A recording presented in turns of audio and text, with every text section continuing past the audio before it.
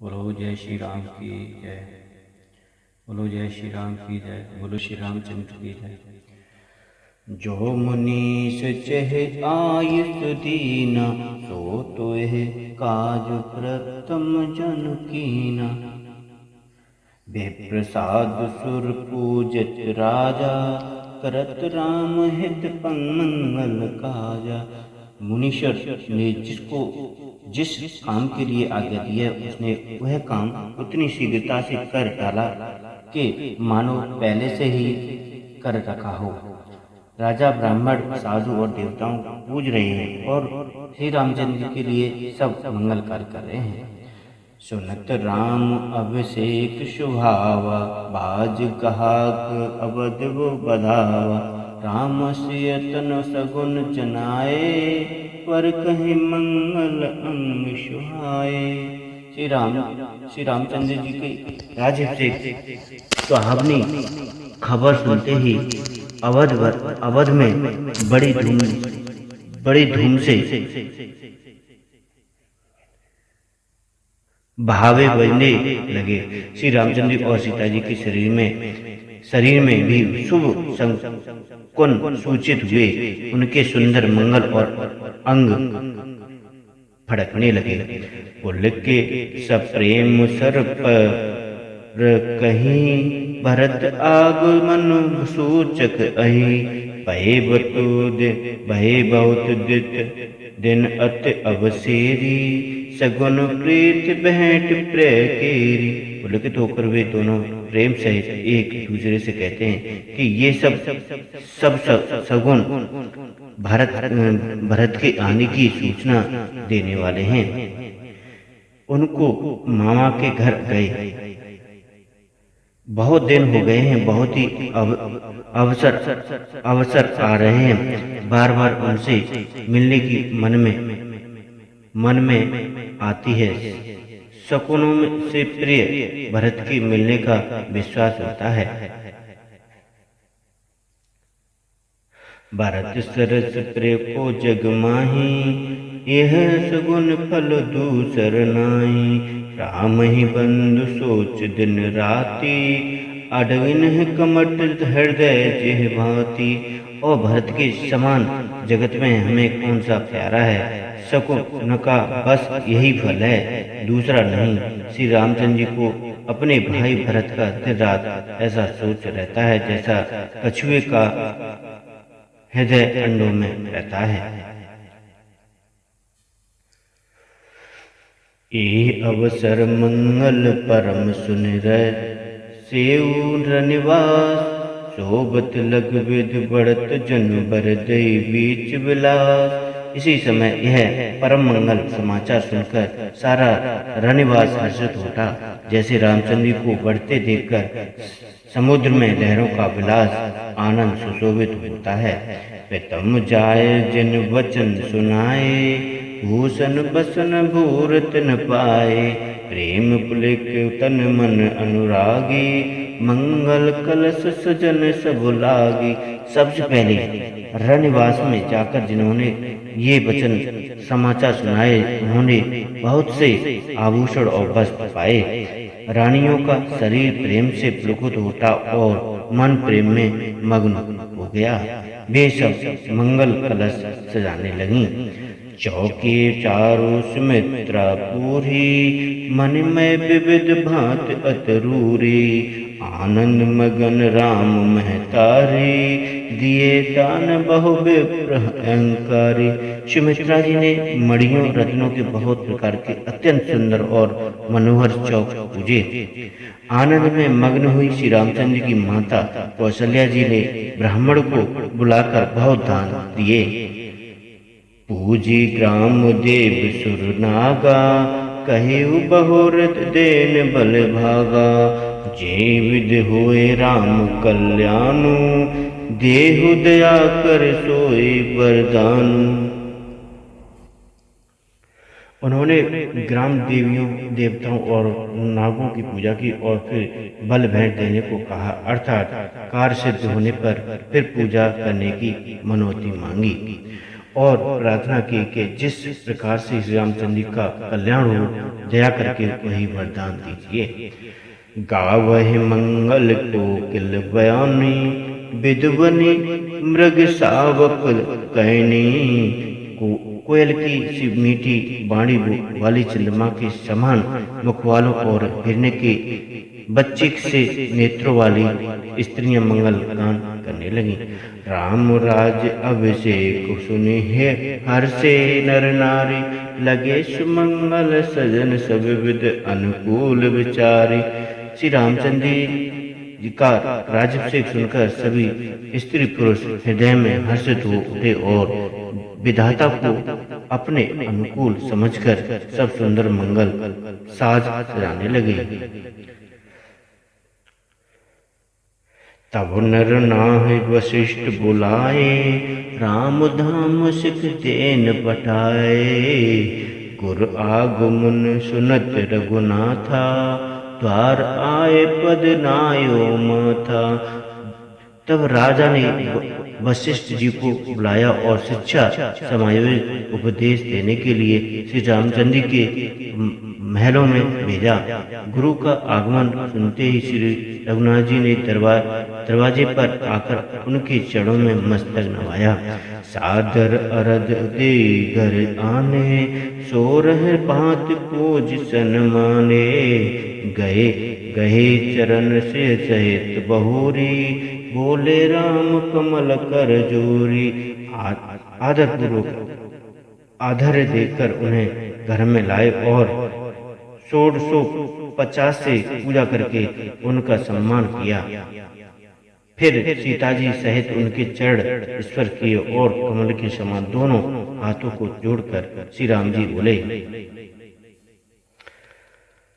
सेवक सदन स्वामी आगमनु, मंगल मूल अमंगल दमनु। तदपि उचित जन बोले सब प्रीति, पठाओ काज नाथ असनीति। यह जब सेवक के घर स्वामी का पधारना मंगलों का मूल और अमंगलों का नाश करने वाला होता है, तथापि हे नाथ उचित तो यही था कि प्रेम पुकार दास को ही कार्य के लिए बुला भेजते। ऐसी ही नीत है। प्रभुता तज प्रभु कीन स्नेहु, भयो पुनीत अज यह गेहूं। आयुष होए सो करो उसाई, सेवक लहे स्वामी सेवकाई। परंतु प्रभु आपने प्रभुता छोड़कर स्वयं यहाँ पधार कर जो स्नेह किया है, इससे आज यह घर पवित्र हो गया। हे गोसाई, अब जो आज्ञा हो मैं वही करूँगा। स्वामी की सेवा में ही सेवक का लाभ है। सुनि सने साने वचन मुनि, रघुवर प्रशंस। राम कसन तुम्हें कहो, हंस वंश अवतंस। श्री रामचंद्र जी के प्रेम में सने हुए वचनों को सुनकर मुनि वशिष्ठ जी ने श्री रघुनाथ जी की प्रशंसा करते हुए कहा कि हे राम, भला आप ऐसा क्यों न कहें, आप सूर्यवंश के भूषण जो हैं। वर्ण राम गुणशील स्वभाव, बोले प्रेम पुलक गुण राव। भूप सजेऊ अभिषेक समाजो, चाहत देन तुम्हें जुबराजू। श्री रामचंद्र जी के गुण, शील और स्वभाव का बखान कर मुनिराज प्रेम से पुलकित होकर बोले, हे रामचंद्र जी, राजा दशरथ जी ने राज्याभिषेक की तैयारी की है। वे आपको युवराज पद देना चाहते हैं। राम करो सब संयम आजू, जो विद कुशल निमह काजू। गुर सिख दे राय कहे गयूं, राम हृदय अस विषयन भयूं। इसीलिए हे राम जी, आज आप उपवास हवन आदि विधिपूर्वक सब संयम कीजिए, जिससे विधाता कुशल पूर्वक इस काम को निभा दें, सफल कर दें। गुरु जी शिक्षा देकर राजा दशरथ जी के पास चले गए। श्री रामचंद्र जी के हृदय में यह सुनकर इस बात खेद हुआ कि जन में एक संग सब भाई, भोजन सयन के लरकाई, करण भेद उपबीत भावा, संग संग सब भय उछावा। हम सब भाई एक ही साथ जन्मे हैं। खाना सोना, लड़कपने, खेल कूद, कन छेदन, युगो पवित्र और विवाह आदि उत्सव सब साथ साथ ही हुए हैं। विमल वंश यह अनुचित एकू, बंधु बिहाई बड़े ही अभिषेकु, प्रभु सब प्रेम पचितान सुहाए, हरऊ भगत मन के कुटलाई। पर इस निर्मल वंश में यही एक अनुचित बात हो रही है कि और सब भाइयों को छोड़कर राज्य से एक बड़े का ही मेरा ही होता है। तुलसीदास कहते हैं कि प्रभु श्री रामचंद्र जी का यह सुंदर प्रेमपूर्ण पछतावा भक्तों के मन की कुटिलता को हरण करे। ते अवसर आए लखन मगन प्रेम आनंद, सन्माने प्रवचन कह रघुकुल कैरव चंद। उसी समय प्रेम और आनंद में मग्न लक्ष्मण जी आए। रघुकुल रूपी कुमुद के खिलाने वाले चंद्रमा श्री रामचंद्र जी ने प्रवचन कहकर उनका सम्मान किया। बाजह बजाने विविध विधाना, प्रमोद नहीं जाए बखाना, भरत आगमन सकल मन वाही, आवो बेग नयन पलवाई। बहुत प्रकार के बाजे बज रहे हैं। नगर के अतिशय आनंद का वर्णन नहीं हो सकता। सब लोग भरत जी का आगमन मना रहे हैं और कह रहे हैं कि वे शीघ्र आवे और राजभिषेक उत्सव देखकर नेत्रों का फल प्राप्त करें। हाट बाट घर गली अथाई, कहे परस्पर लोग लुगाई, काल लगन बल भल के तिकबारा, पूजह विद अभिलाष हमारा। बाजार रास्ते घर गली और चबूतरों पर जहाँ जहाँ पुरुष और स्त्री आप में यही कहते हैं कि कल वह शुभ लग्न मुहूर्त कितने समय का है जब विधाता हमारी अभिलाषा पूरी करेंगे। कनक सिंहासन सिय समेता, बैठे राम होए चित चेता, सकल कहे कब होए काले, विघ्न मानव है देव कुचाले। जब सीता जी सहित श्री रामचंद्र जी सुरवड़ के सिंहासन पर विराजेंगे और हमारा मन चीता होगा, मन कामना पूरी होगी। इधर तो सब यह कह रहे हैं कि कल सब कब होगा, उधर कुछ देवता विघ्न मना रहे हैं।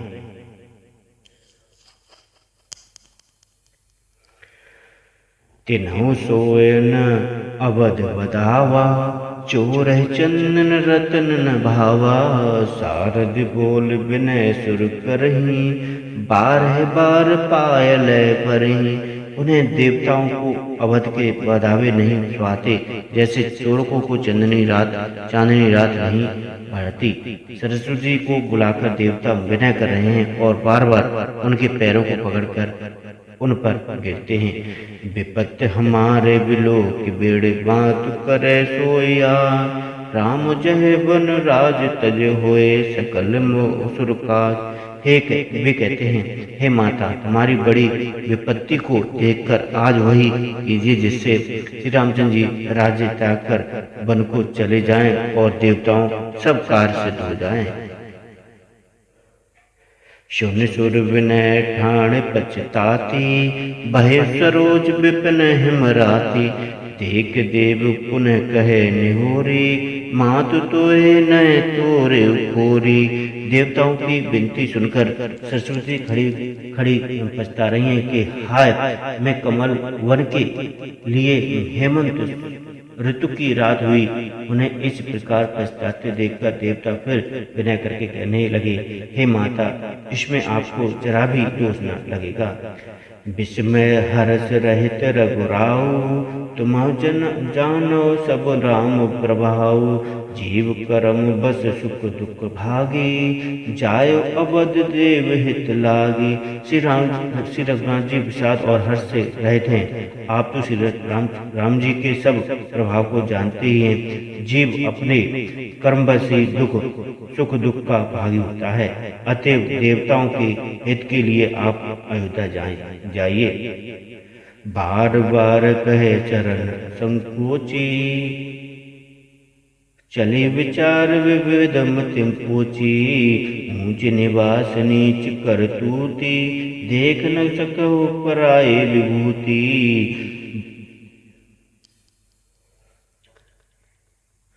बार बार चरण पकड़कर देवताओं ने सरस्वती को संकोच में डाल दिया। तब वह यह विचार कर चली कि देवताओं की बुद्धि ओछी है, इनका निवास तो ऊंचा है पर इनकी करनी नीची है। वे दूसरे का ऐश्वर्य नहीं देख सकते। आगल काजल विचार बहुरी, करे रचा कुशल कवि मोरी। हर्ष हृदय दशरथपुर आई, जनुग्रस्त सास दुसह दुखाई। परंतु आगे के काम का विचार करके श्री राम जी के बन जाने से राक्षसों का वध होगा, जिससे सारा जगत सुखी हो जाएगा। चतुर कवि श्री राम जी के वनवास के चरित्रों का वर्णन करने के लिए मेरी चाह कामना करेंगे। ऐसा विचार कर सरस्वती हृदय में हर्षित होकर दशरथ जी की पूरी अयोध्या में आई, मानो दुस्सह दुख देने वाली कोई ग्रह दशा आई हो। राम नाम मंत्रा मधपत चेरी, के कई केर अजस पिटारे। तह कर गई गिरा मत फेरी। मंत्रा नाम की केकई की एक मध्यबुद्धि दासी थी। उसे अपयश की पिटारी बनाकर सरस्वती उसकी बुद्धि को फेर कर चली गई। देख मंत्रा नगव बनावा, मंजुल मंगल बाज बधावा। ऊंचे से लोगन काऊ उछाऊ, राम तिलक सुन हा उर दाऊ।